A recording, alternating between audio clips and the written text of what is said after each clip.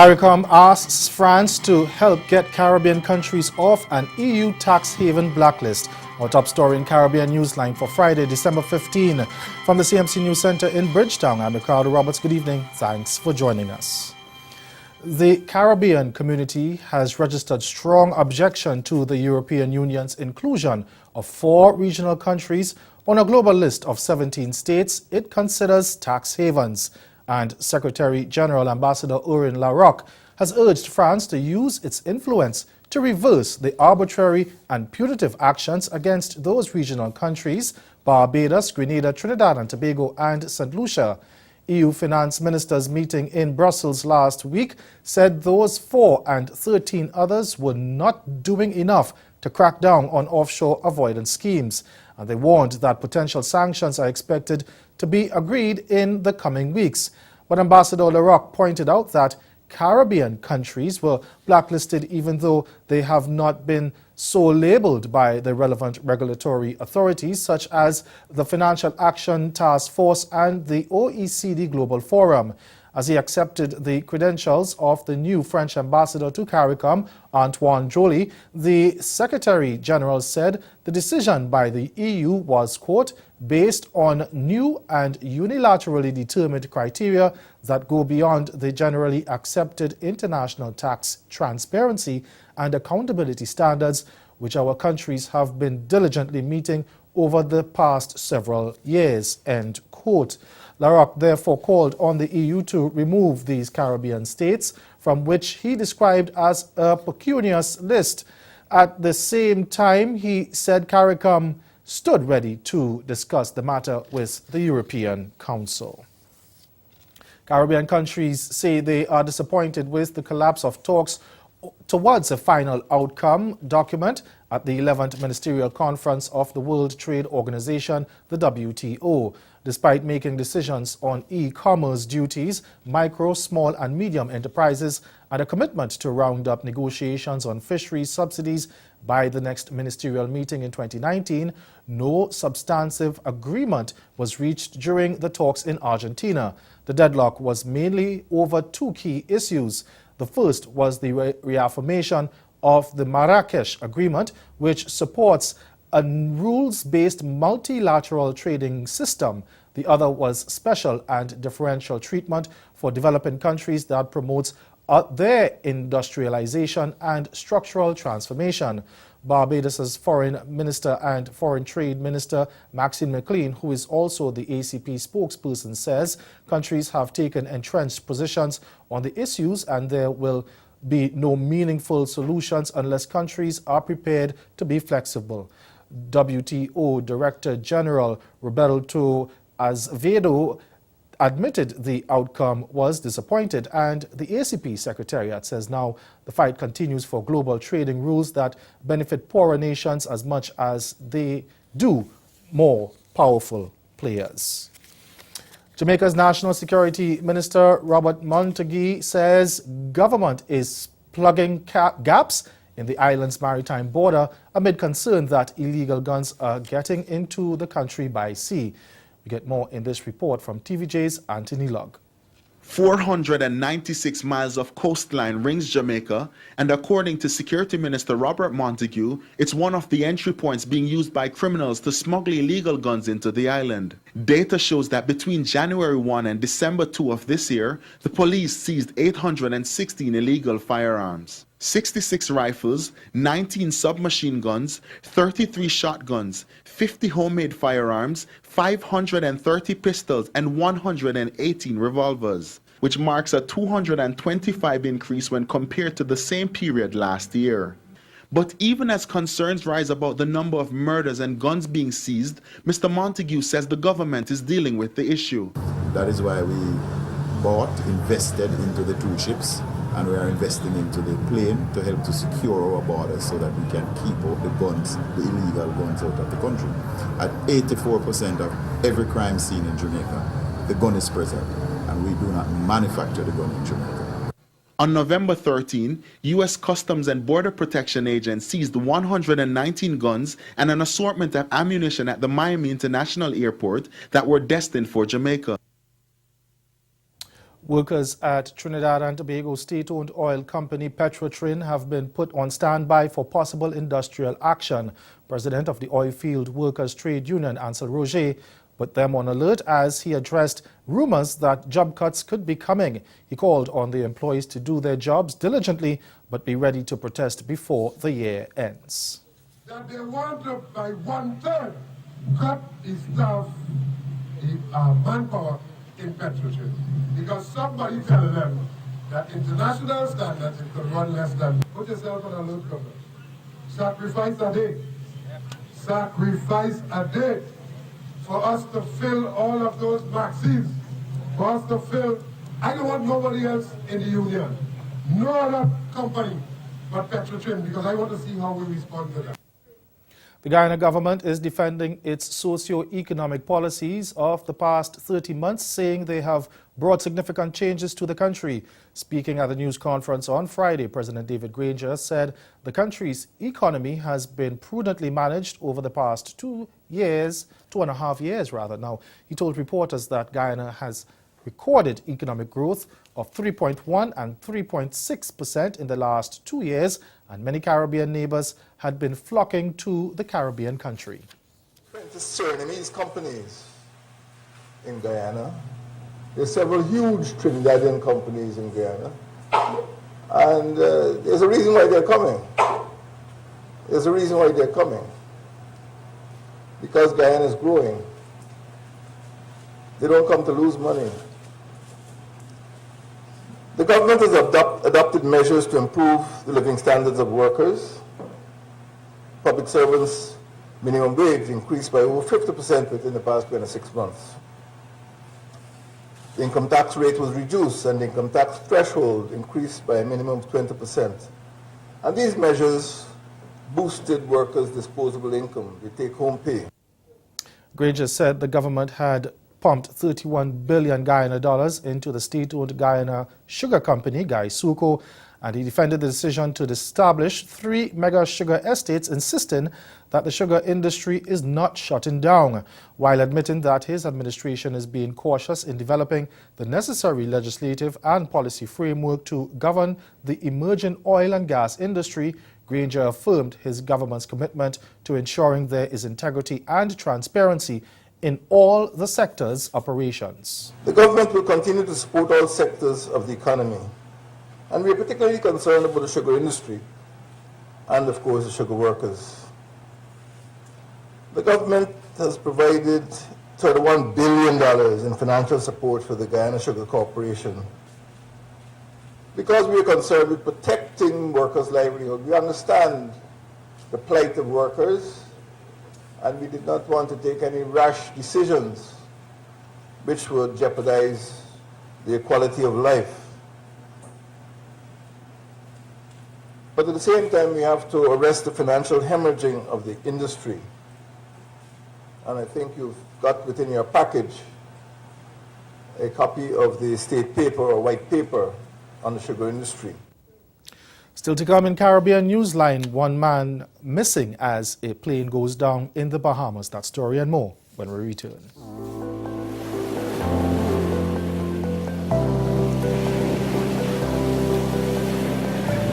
Come, sail with us through our ocean blues, where there's a blessed land that's waiting for you. Shh, look, listen, feel. Realize your dream escape that's magically surreal. The best kept secret, a place you'll never forget, where adventure beckons with every gentle footstep. From lush mountain green to warm volcanic sand, submerged in splendor, our 32 enchanting islands. A kaleidoscope of experiences. No need to look anymore. St. Vincent and the Grenadines, the Caribbean you're looking for.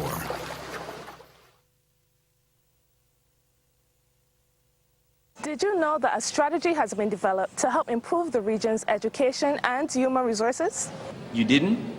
Well, the HID strategy, as it is called, will guide CARICOM in how it delivers quality education and training to the people of the region. The strategy has been crafted by a group of experts called the HRD Commission.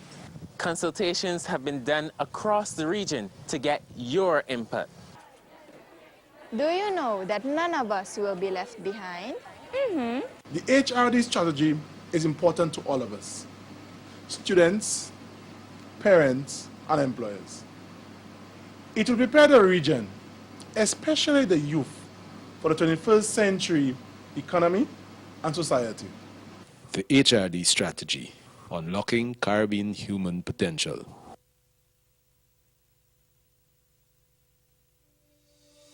In a place where legends start, the beach is just the beginning. So live a little for the exhilaration and the color of every moment, where time is and life is a spirited event. Immerse yourself in the culture, the music, the people, the island. Love Antigua and Barbuda. Embrace an experience that leaves you breathless, from cricket to sailing week to carnival and more. Antigua and Barbuda, the beach is just the beginning. Have you or someone you know been diagnosed with diabetes? If so, it is important that you know about Glucerna. Glucerna is a nutritional supplement for people with diabetes and contains Carb Steady, which helps minimize blood sugar spikes. Manage your diabetes with Glucerna. Glucerna, nutrition for people with diabetes, designed for you.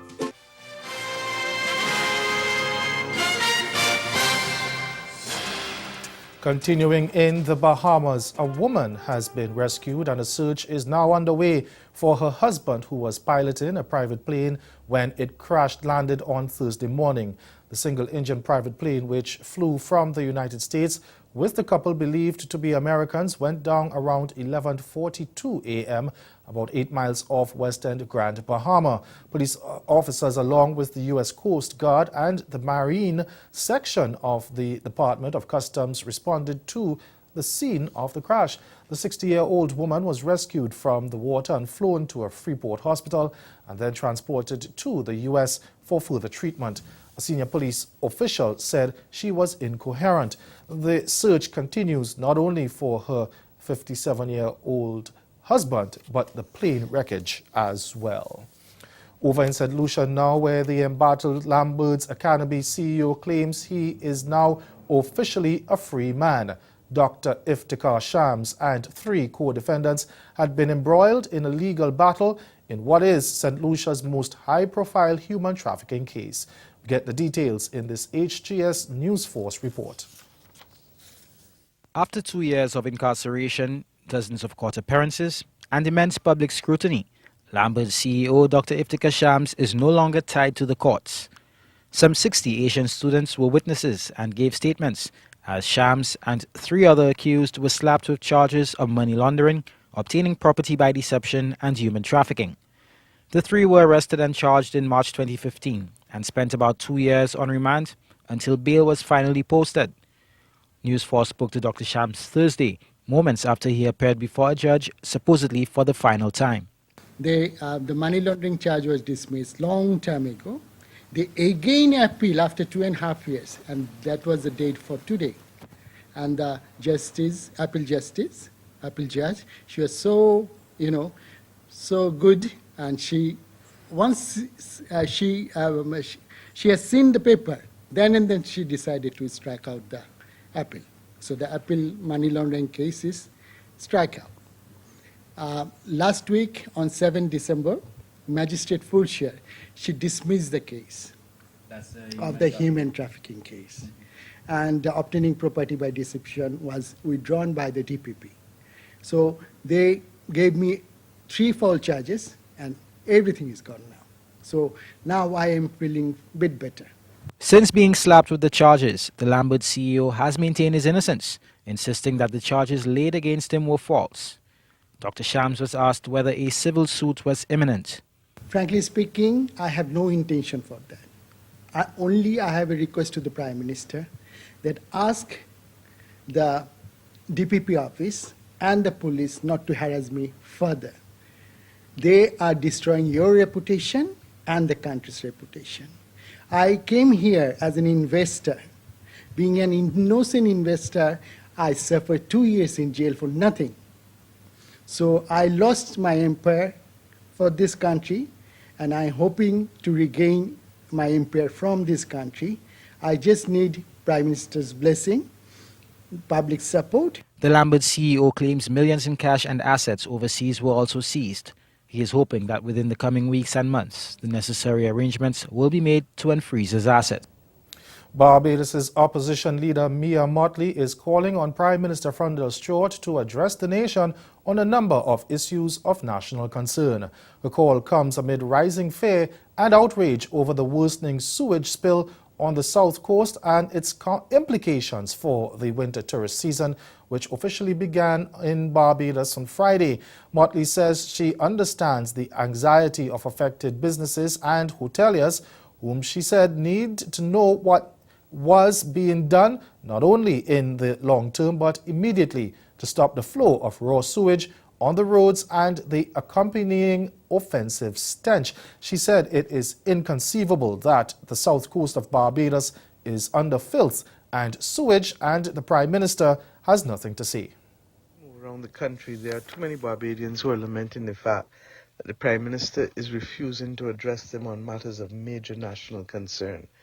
They're obviously worried about the silence on the South Coast Sewage Project from the leader of the country, particularly given that the tourist season starts tomorrow, and that this doesn't only affect tourists, but it affects Barbadian workers and Barbadian residents. And it's not a case of what the government will do a year or two or with a new plant from now, but what will be done next week and week after, so as to ensure that people whose businesses or whose living are already on the brink can continue to live.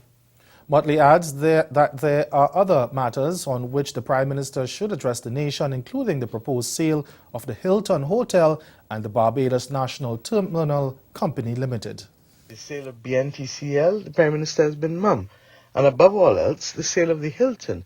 The Barbados Hilton goes beyond just being a piece of real estate on a peninsula for the government and people of Barbados. It is a matter of significant emotional importance too. And quite frankly, the government can extract funds or money from the ownership of that asset without selling the freehold of the Hilton. And these are things which the Prime Minister ought to be engaging the country on.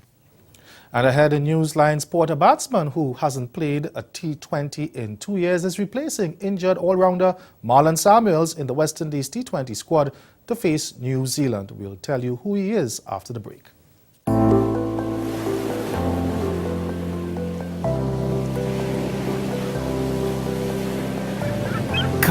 Sail with us through our ocean blues, where there's a blessed land that's waiting for you. Shh. Look, listen, feel. Realize your dream escape that's magically surreal. The best kept secret, a place you'll never forget, where adventure beckons with every gentle footstep. From lush mountain green to warm volcanic sand, submerged in splendor, our 32 enchanting islands. A kaleidoscope of experiences. No need to look anymore. St. Vincent and the Grenadines, the Caribbean you're looking for.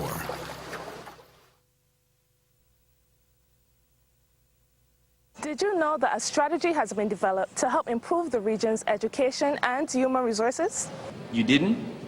Well, the HID strategy, as it is called, will guide CARICOM in how it delivers quality education and training to the people of the region. The strategy has been crafted by a group of experts called the HRD Commission. Consultations have been done across the region to get your input. Do you know that none of us will be left behind? The HRD strategy is important to all of us, students, parents, and employers. It will prepare the region, especially the youth, for the 21st century economy and society. The HRD strategy, unlocking Caribbean human potential. Grow your business or promote your event through the services offered by the Caribbean Media Corporation and CaribVision. Our distribution provides a platform on cable, terrestrial television, and websites. We cover carnivals and events from across the region. We can bring your event live and alive to the world. For music makers, program producers, businesses, we can expand your reach to in excess of 2 million households daily.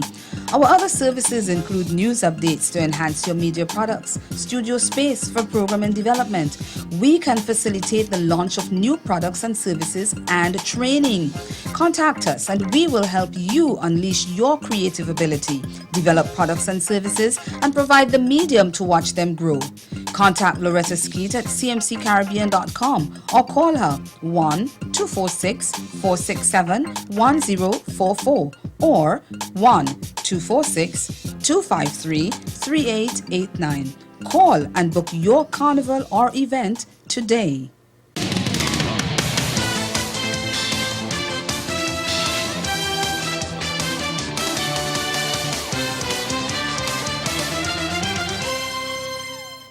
Stroke maker Shea Hope has been named to replace injured all-rounder Marlon Samuels in the West Indies T20 squad to face New Zealand despite having not played in a T20 in 2 years. In fact, the 24-year-old has played just 6 T20s overall, the last 4 coming in the 2015 Caribbean Premier League when he gathered 39 runs for Barbados Tridents. Hope, an elegant right-hander, has made his name in the Test and One-Day formats. The Barbadian is one of 2 changes to the T20 squad, with off-spinner Ashley Nurse drafted in for Sunil Narain, who is unavailable for personal reasons. Meanwhile, exciting left-hander Shimron Hetmeyer has been included in the One-Day squad as one of the 3 changes to the unit for the series beginning next week. He replaces Sunil Ambris, who fractured his arm during the second test earlier this week and was forced out of the series. Sheldon Cottrell has come in for fellow speedster Alzari Joseph, who has a back injury, while Chadrick Walton, already in the T20 squad, replaces Samuels for the ODI series. West Indies clash with the Black Caps in the 3 ODIs from December 20th to the 26th and 3 T20Is from December 29th, 2017 to January 3rd, 2018. Staying with cricket now, a brilliant spell of left-arm spin bowling from Jomel Warrican topped a defiant half-century from Dinesh Ramdin to give Barbados Pride the upper hand over Trinidad and Tobago Red Force in the regional 4-day championship on Friday.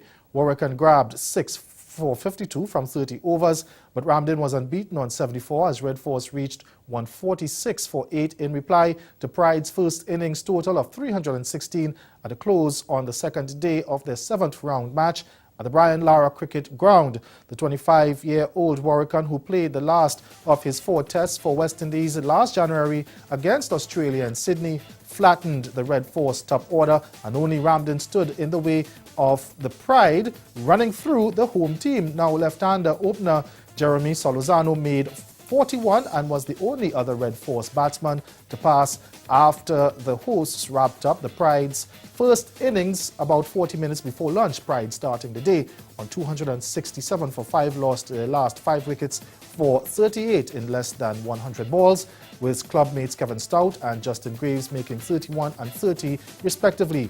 Leg spinner Imran Khan was the most successful Red Force bowler with 4 for 81 from 41.2 overs. Left-arm fast medium bowler Daniel St. Clair ended with 3 for 73 from 21 overs, and off-spinner Brian Charles finished with 2 for 58 from 20 overs. Turning now to football, exciting Bermudian forward Nahki Wells will have to wait a little while longer to realize his dream of playing in England's Premier League following his summer move to Burnley. ZBM's Earl Baisden tells us more. Life has not gone as planned for Nahki Wells at Burnley so far. Despite winning promotion to the Premiership with Huddersfield Town last season, Wells made a move to Burnley for a £5 million summer deal. Thanks largely through injury, however, Wells is still yet to make a single appearance for his new club. And the Birmingham Mail claimed that the former Bradford City prospect could be on his way out of Turf Moor as early as January, if only on a temporary basis. The report states that Aston Villa are hoping to bring in a quality striker during the January January transfer window without spending a penny, which has led them to consider a move for Wells in the new year. And just to add credence to the report, Villa were understood to have been interested in the 27-year-old even before he completed that move to Burnley on transfer deadline day in August. So it wouldn't look a bad move at all if Villa are able to land Wells on loan just a few months after he would have cost them a bigger transfer fee. Switching sports now, top Jamaican sprinters Usain Bolt, Elaine Thompson and hurdlist Omar McLeod have been nominated Sportsman and Sportswoman of the Year in upcoming National Sports Awards. The details in this report. National record holder Omar McLeod, who crowned a brilliant 2017 by capturing the sprint hurdles title at the London World Championships, heads the list of 7 males nominated for the National Sportsman of the Year award. In what was a stellar year for McLeod, he also produced 7 of the 8 fastest times in the world for his event. Retired legendary sprinter Usain Bolt, who closed his career with a bronze in the 100 meters at the London World Championships, is the other nominee from track and field. The list includes 3 cricketers, Chris Gayle, Chadwick Walton and Nikita Miller, Reggae Boys captain and goalkeeper Andre Blake, and national squash champion Chris Binney. Only a mere 3 candidates have made the female list, with World Championships 400-meter hurdles bronze medalist Ristonana Tracy, joint 100-meter national record holder Elaine Thompson, and the island's top swimmer Alia Atkinson being the nominees. Chairman of the selection committee, Mike Fennell, explained the rationale behind the small number of female nominees. We're still looking to see if others could be included because, you know, 3 is a bit thin. But when you think of the performances in 2017 and the criteria that we use, because you started the world level coming down, we feel that we must maintain certain standards with it.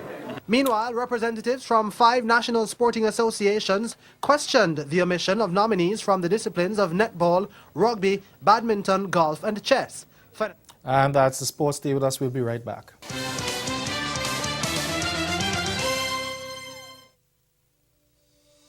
In a place where legends start, the beach is just the beginning.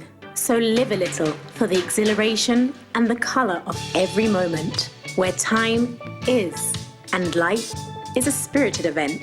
Immerse yourself in the culture, the music, the people, the island. Love Antigua and Barbuda. Embrace an experience that leaves you breathless, from cricket to sailing week to carnival and more. Antigua and Barbuda, the beach is just the beginning.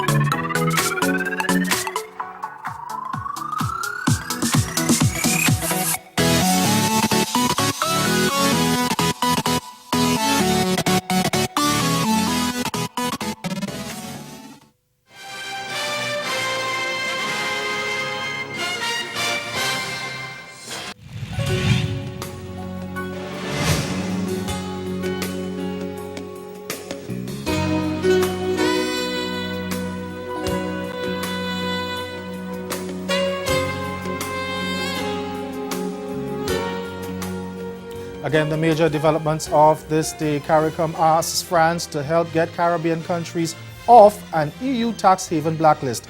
And in sport, Shea Hope named to replace injured all-rounder Marlon Samuels in the West Indies T20 squad to face New Zealand. That's Caribbean Newsline. For news and sports round the clock, log on to CarnaNews.com. We'll be back here again on Monday, but from all of us at CMC News, thank you for watching. Have yourselves a good night.